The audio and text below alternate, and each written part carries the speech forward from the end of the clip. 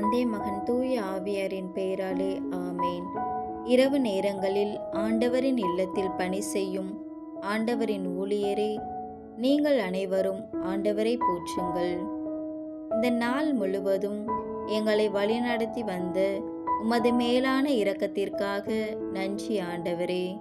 இதோ இந்த இரவு நேரத்தில் உம்முடன் பேச வந்திருக்கும் எங்களை ஆசீர்வதித்தருளும்.